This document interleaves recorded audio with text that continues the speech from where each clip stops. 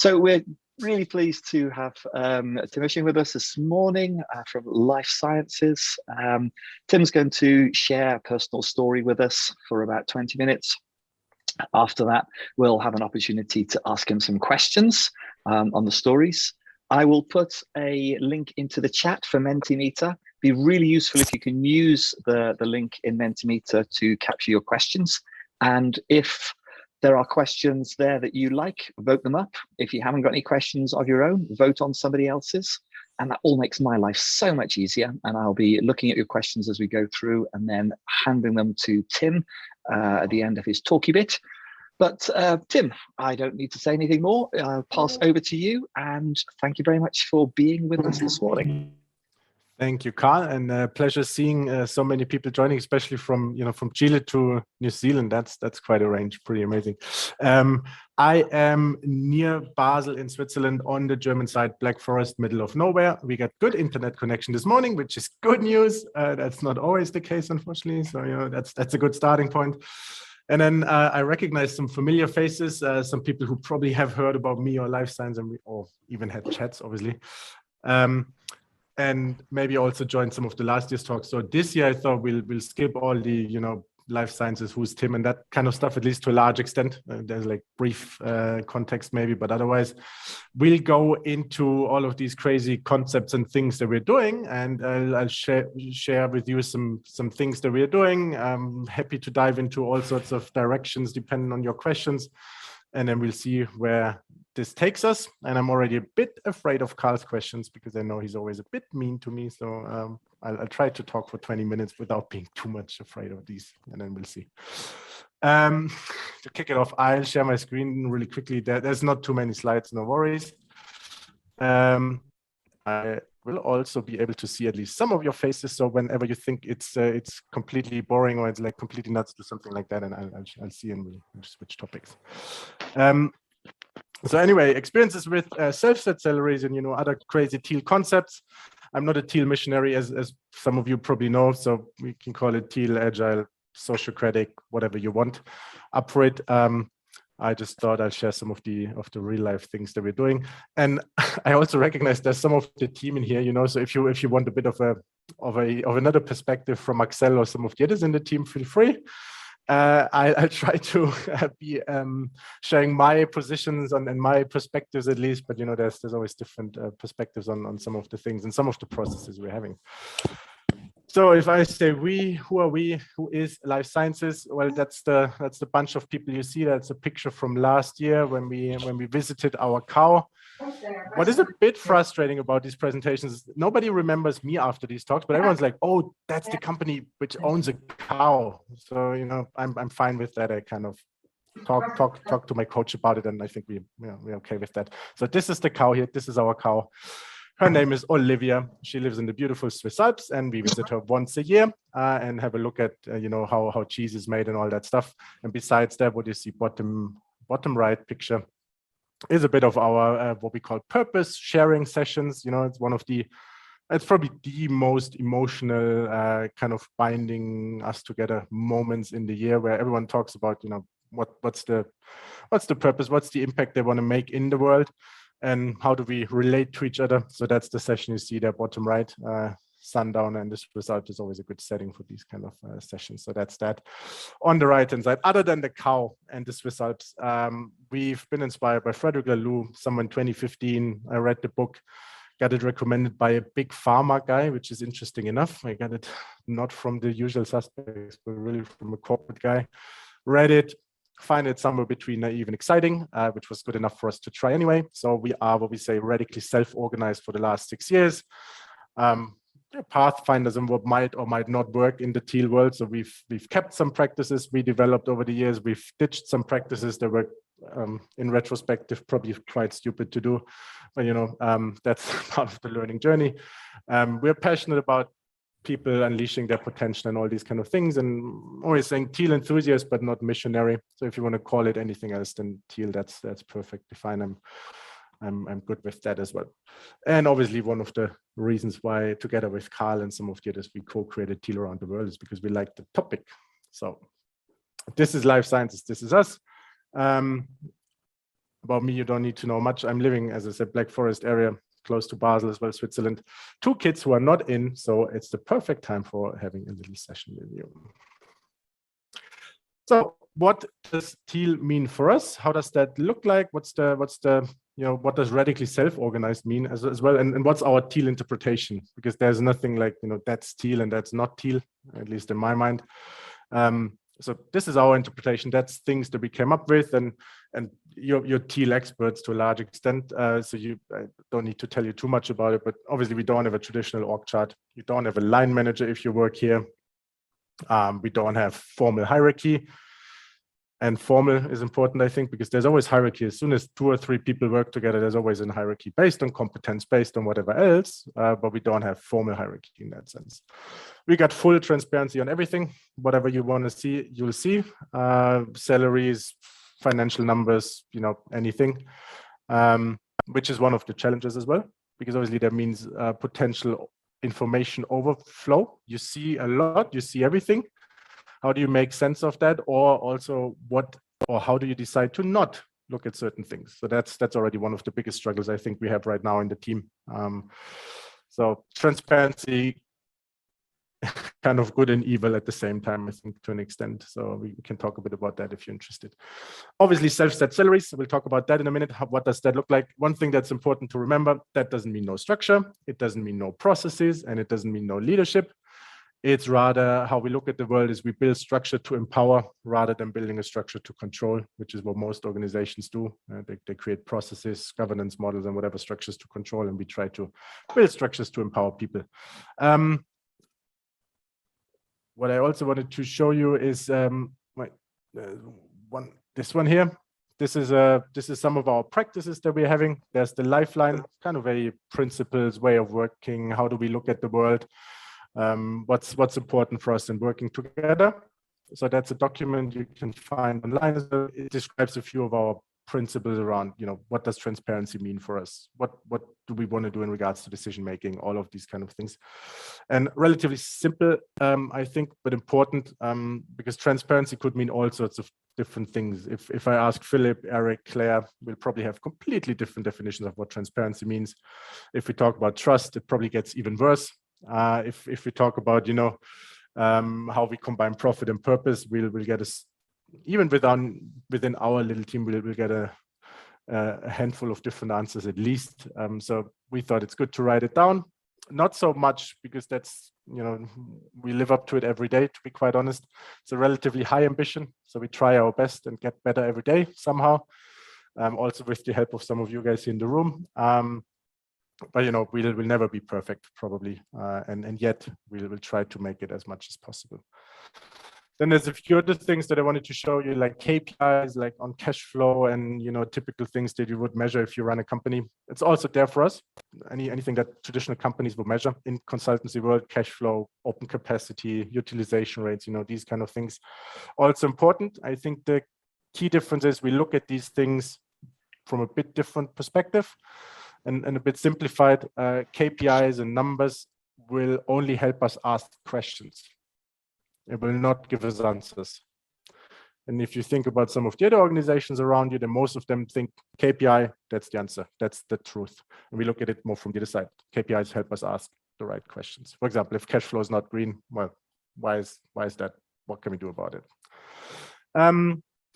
There is tension meetings, and I'll show you tension meetings because I think it's an interesting practice that some of you might like to see. So I'll skip that one. There's also the org chart, which is based on Hola Spirit. You can also use the tools like Peerdom, but the important thing is the role-based setup. So we can have a look at this one as well if you're interested. But basically saying, typical role-based setup. I don't have one job, although LinkedIn suggests, co-founder, CEO, and that kind of stuff. But actually I have, I think, 12 different roles right now, some of which are more important, some of which are more like formal legal things. But that's the role-based working setup that we have there. And then self-set salaries was one of the wishes of some of you, I know, to talk about that process. How does it look like? What do we do there? Why do we even go for self-set salaries is probably something that you'll hear different versions about in the team as well. for me, it's, coming from big pharma, coming from traditional consultancy world, it was always kind of awkward sitting in a room with the other 10, 12 managers discussing salaries for 100 or 150 people.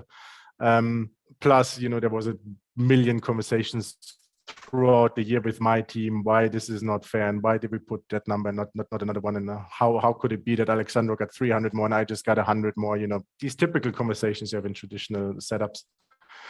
So I'm thinking and still thinking our self-set salary process reduces all of that noise and distraction. I'm kind of with what Jos said in the morning as well, Herzberg theory. We always think that you will only make it worse if you go the wrong way from salaries, but you'll never create motivation. And we also think that we are generally motivated and have good intent, and with that it's good enough to go for that process. Obviously you need to understand a few things around financial numbers and that kind of stuff, but that's it.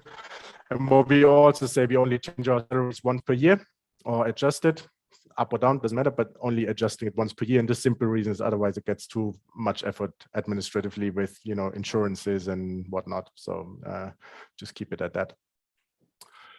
How does the process look like? Relatively simple, 5 steps. We are collecting financial and other inputs up front. Also partially different for different people. Everyone's collecting what they find useful.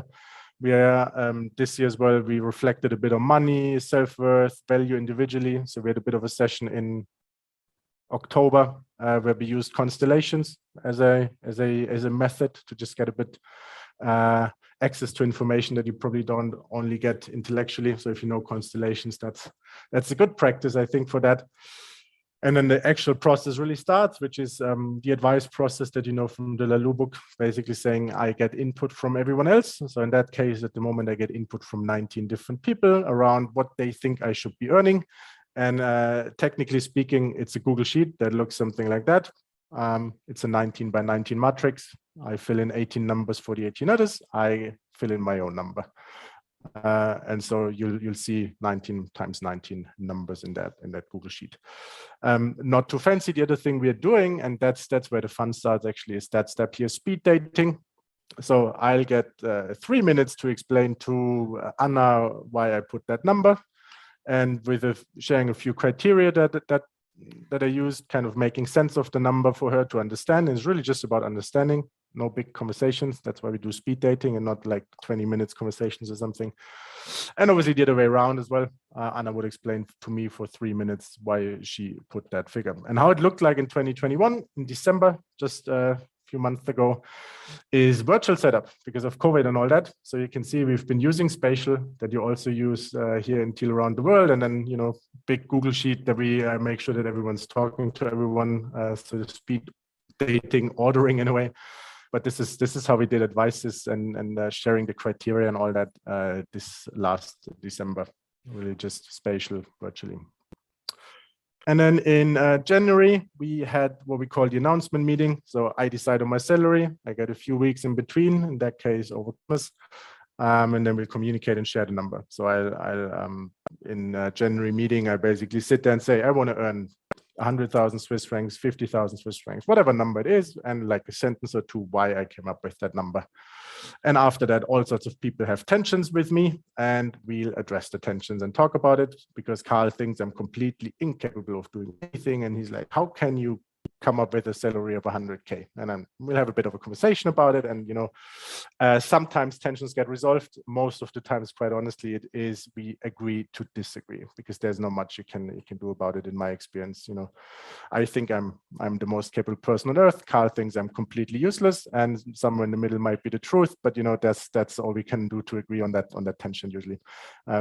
Which is probably one of the most difficult parts of the self-set salary process. Can I let go of my tension that I have just by understanding where Carl or whoever is coming from? So that's the tricky part of self-set salaries, I guess.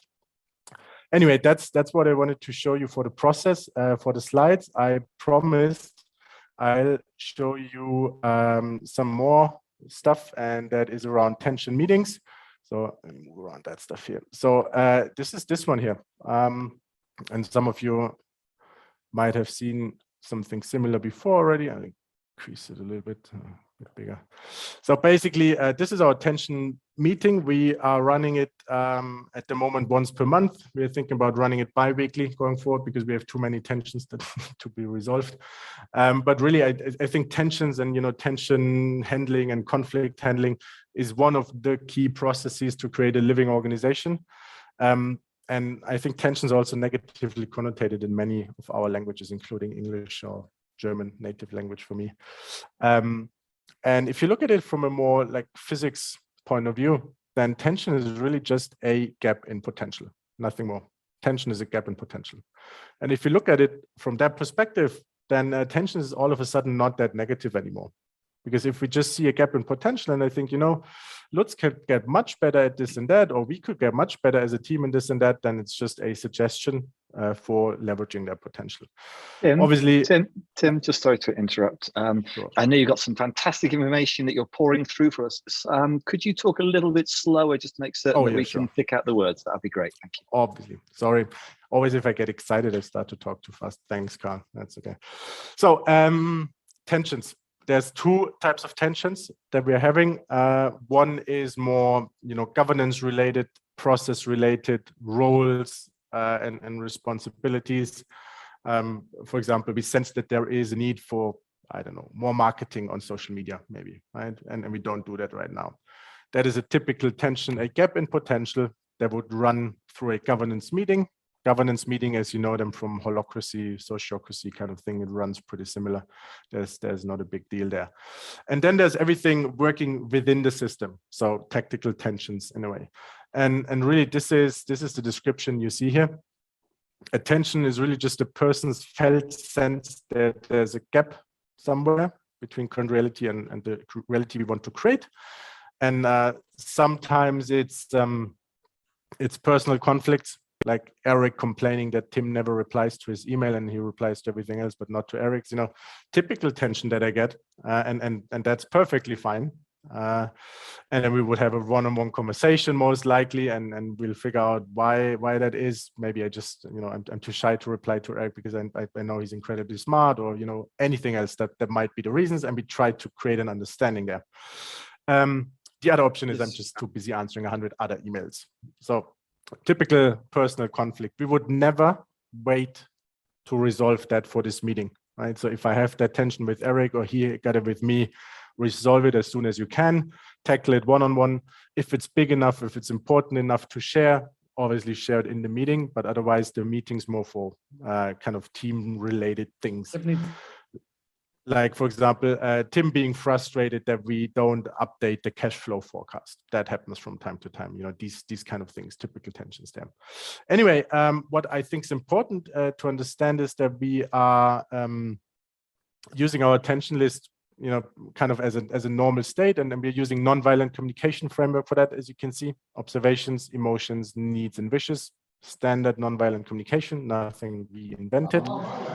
And basically what we also do is we'll try to put everything down in that list. So what you see here right now, for the last 1.5 years, we got around 117 tensions in there. And why do I show you that? Because I think, again, one of the key things to create a high-performing team, if you go by Lencioni or anybody else, is trust and not being afraid of conflict and tensions. So I think it's really important to kind of make tensions a plan A and not a plan B kind of thing. And it could be rather straightforward things like, I don't know, Frank not being aware that I send out certain emails, and here you go. But then there's also emotional things in there, like, I don't know what our purpose actually is. Are we still true to our purpose? That's a juicy one that we had just lately. Or around salaries. I think the salary process has clearly shown that we don't trust each other. Or that's an interesting tension. We'll discuss it for like an hour usually. So there's a lot of interesting tensions in there. But the key thing really is, how do you make tensions a normal thing and not, the exception that sometimes has to happen somehow, but it's a normal thing. Whenever two people work together, we'll have tension. So that's why we created that tension meeting and that tension list, to just reduce kind of emotional hurdles of expressing tensions. So anyway, that's tensions that I wanted to show you. And I think I talked for exactly 20 minutes, Carl, which means I am getting questions from you now, everyone, I hope. Super. Yeah, well, To my great surprise, Tim, not everybody fell asleep, and so there are some questions which have gone up in the chat. So it says something to the quality of the audience, and we got a couple here that we would like to ask you. So I think a nice one. You talk about practices that you've tried and you got rid of. So what kind of practices have you thrown away after reflection? Yeah, it's a good question. I mean, there's maybe starting with one because it's related to the tension one that we not thrown away but changed. So in the beginning, we had tensions as a standing agenda item in our weekly team meetings. And then, you know, we were just rushing through and we figured, you know, we just don't give it enough room, which is why we created the tension meeting. But yeah, tensions are not really part of our weekly meeting anymore. So that's something we changed at least. What we ditched completely are, for example, things like we were thinking that, you know, we try to be good coaches and you know, kind of experiencing and working on our coaching skills is a good idea. So we, as part of our weekly team meeting and the sharings we have there, we thought, you know, let's offer coaching questions to reflect upon for the individuals who share certain things, because we thought, great idea, input for reflection, we can exercise our coaching skills, perfect. We had that for a while, like, I don't know, maybe half a year or something. And then we figured it's actually not really helpful. First of all, questions were relatively superficial most of the time, kind of generic almost. I could ask Carl, Felix, and Yvonne the same question almost, right? So that's not really helpful. And then the other thing that happened is, for some people, they were almost afraid to share certain things because they were like, oh shit, I'll get, you know, deep reflective questions and that kind of stuff. So that's one of the practices we kind of got rid of again.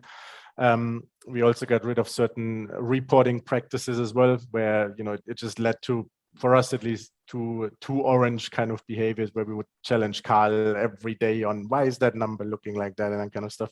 So we kind of reduced our KPIs to a few core ones. I think that was maybe 3 years ago or so. And one other thing that we said is, you know, weekly meetings took longer and longer because we had more things to discuss and also important things around lifeline topics or purpose and how we look at transparency and trust and so on. So we said, well, we'll create offsite meetings and we don't discuss these big topics in the weekly and make it a lot more operational. So that's some of the things that we've done. We also tried a ton of things with clients. For example, one thing that we thought is incredibly smart is we set up WhatsApp groups with some of our clients, which were called Lifesaver. Because of the company name LiveScience, we thought Lifesavers is amazing because Felix will always ping us if as soon as he has a question, we can be quick and responsive and that kind of stuff. We set WhatsApp group ups with, I don't know, 200 clients or so. And you can guess how many questions did come in the first year? Exactly one question. So Lifesaver was a completely stupid idea. Anyway, and then there's a few other things that I could tell you, but you know, I won't go on too long for that one. Yeah, and do appreciate you using my name as a generic name for an employee in your company, because of course I don't actually work for Life Sciences. So you can say whatever you like about my contribution. That's absolutely fine. The question here on the salary process, Tim, because this is a real life example that you brought to us. You just make certain that we've understood this correctly. You write down the number from the experience you've had, the estimated market price, or do you start with the available money? You know, which way round does that go? Yeah, good question. We don't start with the available money. By the way, that's a discussion that just came up in the retrospective. Should we actually do that going forward and not just, you know, free range kind of story? But so far, we've not done that. We just come up with, you know, if we increase salaries by whatever, 10, 15%, then we probably should have a conversation if that's probably too much and might impact us in a way that it's actually not viable anymore. But so far we've been reasonable about it. So no, we don't start from that number. We kind of start from last year's salary, looking at salary increases and that kind of stuff. But it's really about what's the value that I bring to the company, and that's the starting question. So there's no range, there's no limitations. Of course, you get inputs, but then again, benchmarks, we don't really benchmark ourselves properly anyway. So you can use it, but you don't have to. Dovetails nicely into the next question here, Tim, which is, you mentioned self-worth and value. Can you tell us what sort of aspects you consider when this is taken into account? I guess, is this from a personal reflection as well as other people's contribution? Yeah. That's a tricky one, and you can ask other people in the team. You'll get different answers, I'm sure. But one of my reflections is, so salary number itself is relatively straightforward. I want to earn X amount of money because I have a house and kids and whatnot, right? Relatively straightforward. When it gets interesting is, for example, Axel is here as well, and that's one of our life sciences colleagues. And I'm happy with my number, but then I see Axel's number because it's all transparent, and all of a sudden I'm like, but I'm much better than her, and I should earn more, and it's not fair. So these kind of things happens. We're just comparing each other to others in the team, which is completely stupid. Obviously, from an intellectual point of view, I do get it. From an emotional point of view, it's not easy to let go of that. And the other thing that happens for many of us, and that's kind of a societal narrative almost, is self-worth and am I worthy is a lot defined by status and job titles, which we don't have, or by salary. Right. So if I think about my dad, for example, salary was an important number or an important figure. So I've kind of relate to that. And then, I worked for Big Pharma, and there again, salary is an important one. So all of us humans want to be recognized and appreciated. And a lot of the appreciation emotionally comes from salary numbers, which again, intellectually, we all know that we should let go of that. So self-worth and do I feel that I'm worthy? Before entering the process, the easier you feel about that, and the more you're in your center in a way, the easier it gets, I'd say. Okay, thanks, Tim. And I recognize that there are some people who are having problems with the Menti link. The Menti link is in the chat. I think that you may need to refresh occasionally because we are being asked for passwords which don't appear appropriate. So keep trying, do a refresh, see what you can do. Meanwhile, we've got loads of questions coming through. Question here, Tim. When you say everybody who gives input, everybody being everybody, is this just internal team? Do you also go to external stakeholders? Is it just the key people there? And at what point, I guess, linked to this, at what point will the size of the company be too big to make this viable? Yeah, completely internally focused. We don't go ask clients. I mean, we ask clients throughout the year for feedback and these kind of things. And salary process, by the way, is not a feedback process. It's not supposed to be that. I would reach out to people throughout the year to get proper feedback. So it's only internally focused advice. So we've been going through the process now with 19 people this year, just a few weeks ago. And that is more than borderline, I would say. Because obviously there is, what's my advice really worth if I've not worked with people throughout the year, with some of them at least. So we do have conversations right now that we should probably split it into the different circles and have salary conversations within the circles. So that's one option. There is some other option with some of the other examples that we have in Switzerland from companies like Leap. There's a different process around it. It got more like a salary committee kind of thing. So that's a conversation we have right now. But I'm guessing, whatever we do, we'll do it in smaller groups and we'll split it. And to be quite frank, I think we should have split it at least, when it was 12, 14 people or something, we should have split it already. Okay. You mentioned tensions and where these tensions come from. Do you find that some of the tensions are recurrent? Do you have the same tensions coming back again and again? And if that's the case, how do you stop yourself going around in circles, not learning, not changing? What kind of systems do you need to put into place? And is it enough just to agree, not to disagree, or do you need to do more? Yeah, good question. There are certainly tensions coming back. Like, there's certain tensions because I'm stubborn, I'm a creature of habit, and I just don't change my behavior. So that's one reason for tensions coming back. That happens. What do we do about these? Well, I try to get a good coach like Felix or somebody, and then I try to work on that. And then again, some things I've just probably too old to change already anyway. So that's one option. Then there is other tensions kind of in the team that are coming back, which are almost feels like teams growing relatively fast. So we've doubled in size the last 1.5, 2 years. So it's tensions coming back that are kind of almost for everyone coming in the first half year. And that tells us that we have a systemic thing here, that either it's part of the onboarding to have that tension kind of, or there's something we should do about the structure finally. But there's these kind of tensions that keep coming back. What we try is we give them room in offsite meetings, for example, to have a proper conversation. And then there's other things where I think these will continue to come back and it's actually healthy. For example, did we lose focus on our purpose? I think is a healthy question to ask here and there. And I think it's healthy that it comes back every year, usually. And it's good that it comes back. So I wouldn't hope that it doesn't come back.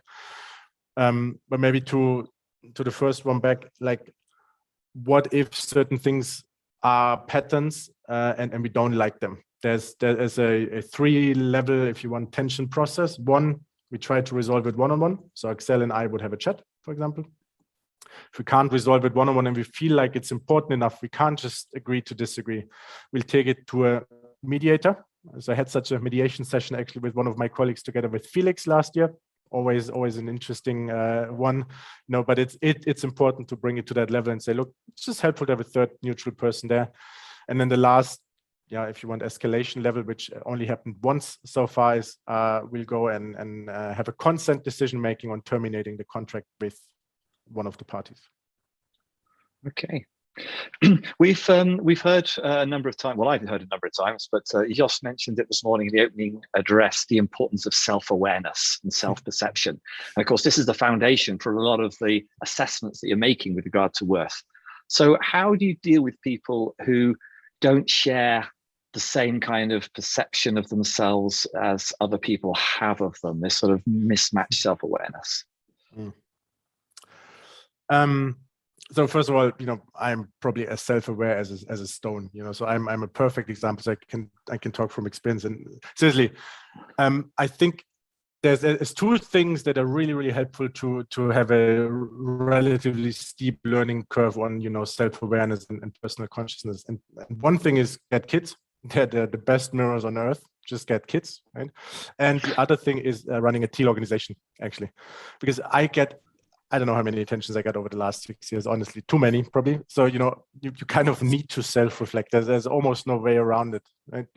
There is such a level of openness and honesty and also good intent in the tensions that even I started to reflect on certain things, So I'd say, I wouldn't say it's a prerequisite. I think you need to be open to go on that journey and being aware that this is not always a comfortable one, and it's actually a lot of work, and it will be energy draining, especially for the tougher things. But it's not a prerequisite in that sense. Obviously, if you want to kind of enjoy it, this way of working, then probably good to have a certain level, or you go through 6 years of pain, and I can tell you more about that. Okay, we've got a very interesting question here, Tim, with regard to, I guess there's cognitive biases involved here. How do you deal with outliers? How do you make certain that you're dealing with things from a gender, race, all these kind of patterns which people aren't so aware of? I think Kirsten, was it Presner from Roche, gave a very good TED talk a couple of years ago, recognizing that she herself was biased. So how do you handle that without external control? Well, first of all, I think hierarchical organizations are even worse in handling these biases, because if I'm the boss, and nobody will tell me that I'm biased, because otherwise my career is at risk and that kind of stuff. So we are all biased. I'm biased on certain things, and for certain biases I'm more aware, for others I'm probably not aware, and that's true for everyone in the team. I think there's a distinction that I always try to make in conversations, which is you always get a conscious choice. Either you go into a conversation to agree with each other, or you go into a conversation to understand each other. And obviously the agreeing part will not help you to get to know more about your biases and the other person's biases and where they're coming from. So if you go into a conversation with the understanding kind of mindset, that's a good starting point. It's a really diverse team. The 19 people we have, I think we got 14 different nationalities, and we're coming from all sorts of professional backgrounds, obviously different gender as well. There's a really big diversity there. So I guess it's always being aware of diversity is not good. Because it will drive you apart unless you're good in the inclusion piece as well. So I wouldn't say we're always great with that, but being aware that there are certain perspectives, there are certain mindsets is good. And I can't tell you for salaries, for example, if we have a lower gender pay gap or not, it's really difficult to judge. But I think at least we are aware that there's biases, and then we try to have a conversation about it. Okay. What are you doing about compliance with regulations? You know, you're sharing a lot of information on spreadsheets and things. You're getting people to be very honest. It's being stored. Is this compliant with data regulations, and how do you protect that? Yes, hello, Swiss authorities. We are compliant. And so yes, we need to be compliant, and there's data security topics with GDPR, for example, that we have to follow as well. There's other legislation that we have to follow. For example, how do we ensure that people take vacation? That's a law in Switzerland. You need to make sure people take at least 2 weeks off in a row every year. Now, the problem is we are self-organized. I don't care how much vacation people have, and nobody actually cares, and nobody needs to prove it anyway.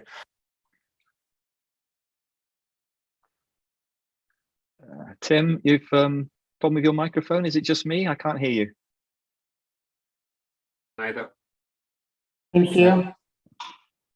Yeah, I don't hear him either. Looks like your microphone's You're broken, mute. Tim. No, you're not on mute, but there's something wrong with your microphone. It's got a funny little mushroom showing. Oh, it works again. It works again. Okay, perfect. Back there. What was I talking about? 2 weeks in a row vacation. That's Swiss legislation. We need to ensure that, although nobody internally really cares who's taking vacation when or not or whatever. So we got little kind of workarounds there. So we just have a Google sheet where people put their vacation, and from time to time, we remind everyone that we have a Swiss law in place there. There's also other laws around, financials and how you do that. There's certain signature things, obviously. There is, there's all sorts of stuff. And theoretically speaking, so there's the Swiss company register, Handelsregister, where there is a person named as managing director, although we don't have one, but that person might go to jail, and that person is me, right? So I just trust people that is not going completely wrong, because otherwise I would be in trouble. But yes, there are certain things that we need to ensure legally. And talking about salaries and transparent salaries, we solved it that way, that we have an amendment to our working contracts where people consent and agree that we share all of these things. Okay, good. There's a question that's been voted top, but I believe it's one that you've already answered. So I'm ignoring that one at the moment. And if somebody wants to disagree with me and say, Carl, you're wrong, you're going to have to keep voting it. But otherwise, I'm going to move on to the second question we got here. And this is with regards to the way that you do your tension-based work, Tim, which is, do you work with the 5 questions like used in Holacracy? You mentioned links to your Holacracy working practices before, sharing information, getting information, requesting action. Is this a kind of pattern that you work with?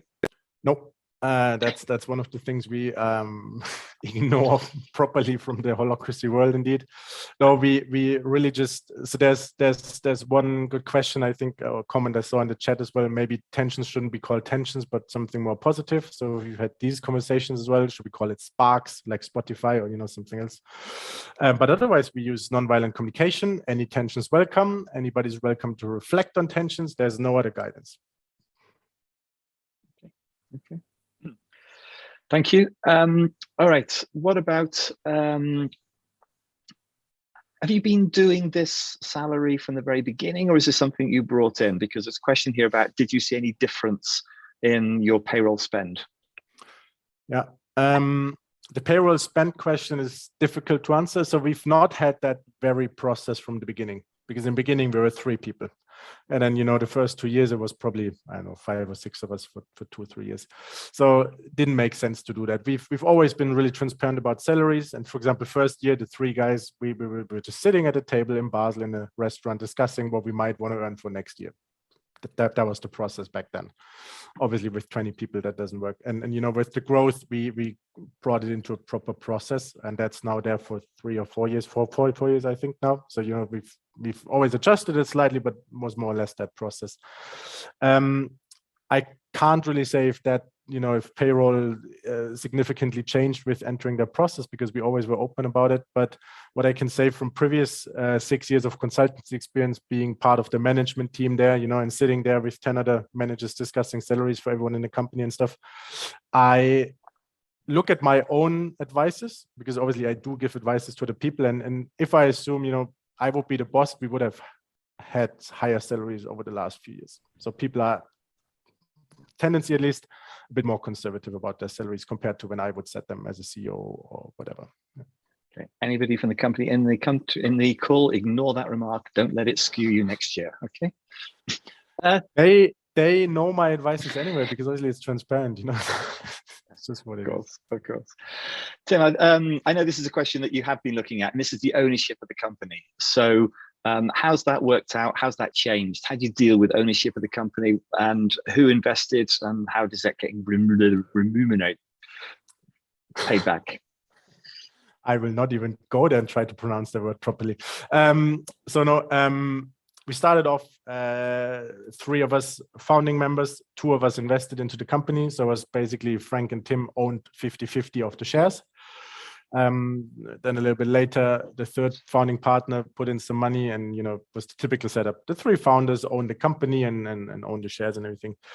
And probably 1.5, 2 years ago, we started questioning that. If you want to truly be self-organized, and there's essentially 2 people who own 90% of the company, we could overrule anything. Obviously, we could sell the company. Anything we want, we could do legally. So we were not happy with that setup anymore, which is why we reached out to other people in that community, some of whom you will see on stage as well in these 2 days. We, for example, talked to Aaron Dignan from the Ready in the US, doing similar things like we do, and have an interesting ownership model where they issue shares to everyone in the company every year, which also means you kind of build up a stock of shares from the company and ownership. And if you quit, you'll probably continue to be an owner of the company, because the logic is, if I was there for 10 years, probably I do have impact, or I should still be valued for that in the 11th year where I'm not around anymore. So we are looking into that. We are creating a different ownership model this year as we speak. Current idea is that we do it similar to the Ready. So we'll issue new shares to everyone in the company working with us, making everyone an owner, diluting the shares that mainly Frank and I have at the moment, which means my ownership over the next few years will be going down. We should be below 50%, Frank and I, if the calculations and everything works out in 7 years from now. So we finally don't have the majority ownership anymore in 7 years, and we'll do that. There's no dividends that we paid so far. We are thinking of paying dividends as well, because that's the only way that former employees can participate in the success of the company. But yeah, that's the future. Okay.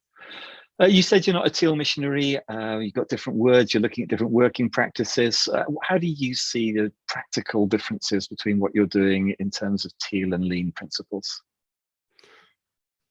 Well, there's certain things that are similar to Lean world. Also, if you look at holacracy, obviously we're using a governance meeting. We're not using a tactical meeting, for example. If you look at sociocracy, we are leveraging some of these practices. So we are looking into liberating structures, into kollegiale Führung from Germany. So we're just picking best practices and see what works for us and what not.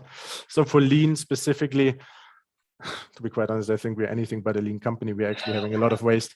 So I guess that's the best indicator that we're not in lean. But so we're not good with things like waste management generally, and that's especially the digital stuff that we are creating. We are also not having, I don't know, Gemba walks as a practice, or some of these other things.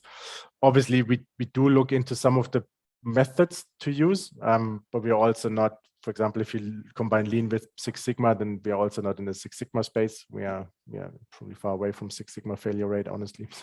So anyway, so partially inspired, because some of the principles, obviously, from the Lean world did inspire Teal ideas as well. So if you look at where's Teal coming from, there's all sorts of different influences. One of which is Lean, which means certain ideas and principles come from there as well. But we are not saying that we are a lean company or anything like that, or lean management driven company. Do you track anything with KPIs?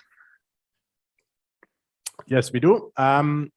There's the traditional ones, kind of orange KPIs, if you want, that you would expect. That's cash flow. That's a forecast of open capacity of everyone in the team for the next half year or so. There is utilization rate, retrospectively. How was February, in that case, for example, looking like? We do have, what else do we have actually? I'm just thinking, what are the KPIs? We track pipeline, obviously, pipeline for new leads and that stuff. So there's a few KPIs around that. It's not really KPI in the traditional sense, but we have something in our weekly meeting that's called the stress pendulum. and it's not really a proper KPI, but we do kind of observe the trends. So kind of everyone on the edge of, it's super stressful and we're close to burning out, or everyone kind of bored, the other side of the pendulum. So we do have a look at that. It's not really a KPI in a traditional sense, but that's something as well. That's probably it already. There's not too many of these typical KPIs. Okay. Thank just you. A word of invitation to our audience. We've got plenty of opportunity to ask Tim some real questions.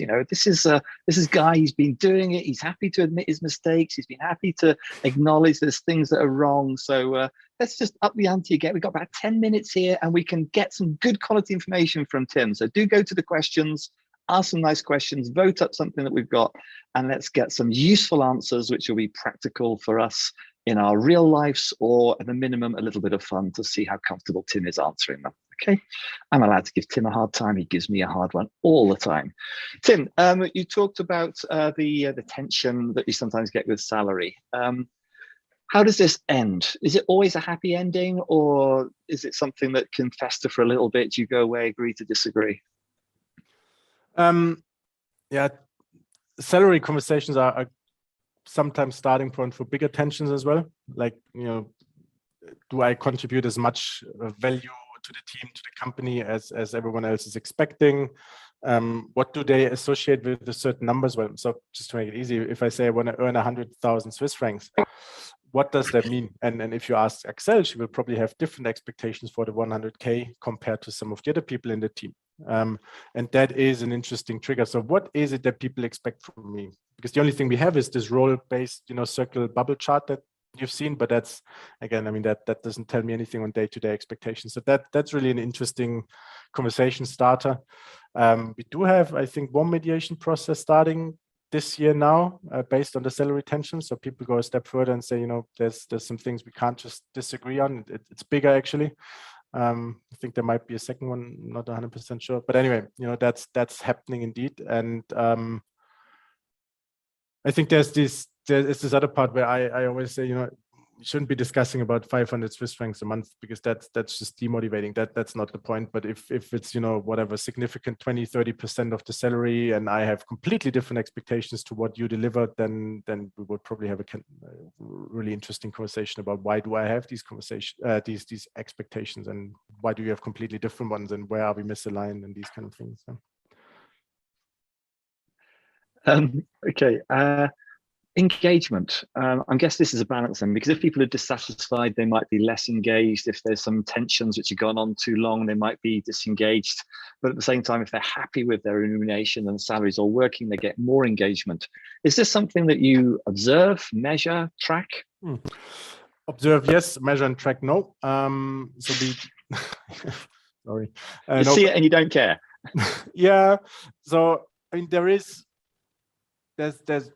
always times throughout the year where I'm frustrated with whatever, it might be certain client work, and some of the client work can be frustrating for whatever reasons.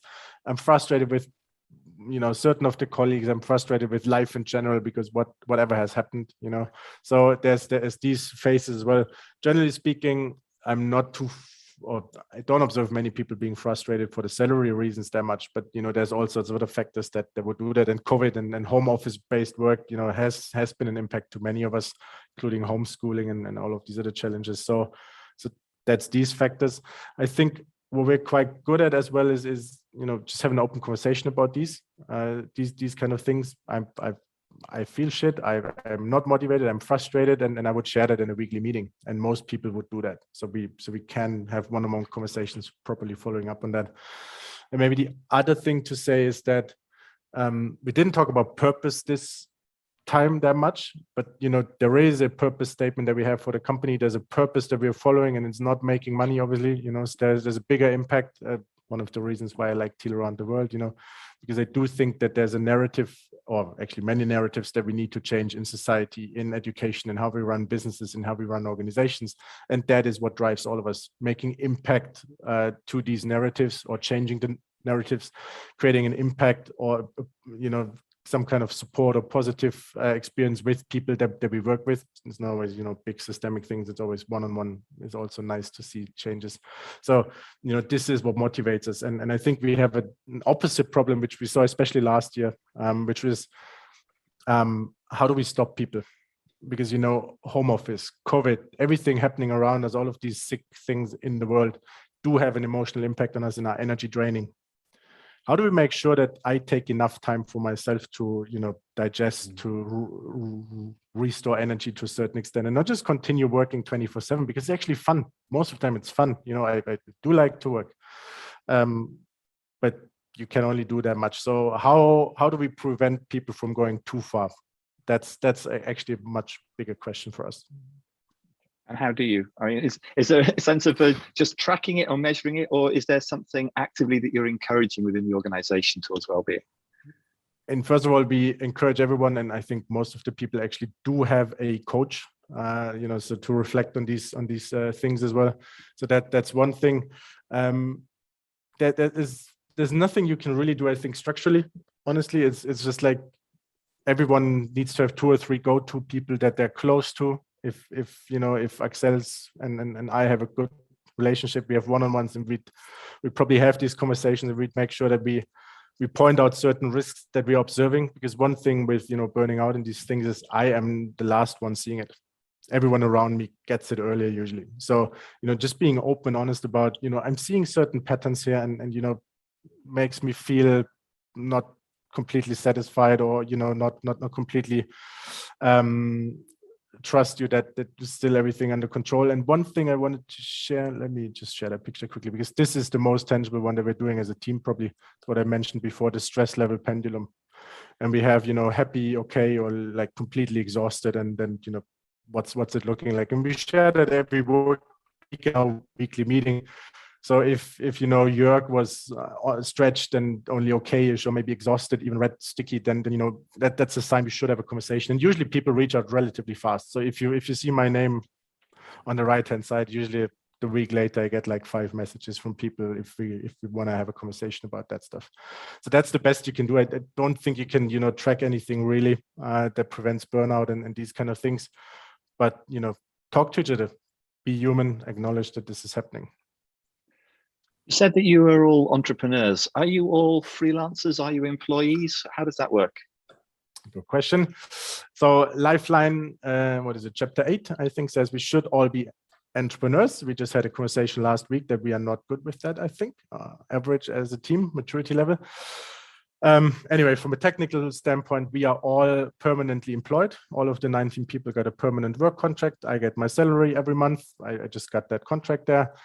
So we are not freelance or partner type of setup like you have in consultants. Really, I just get that money every month, salary paid out. And then entrepreneurial is more the mindset, but also obviously the things that should drive decisions, and, you know, the things you should have in mind when you think about the company, about the team, and that's where entrepreneurship comes in. Okay.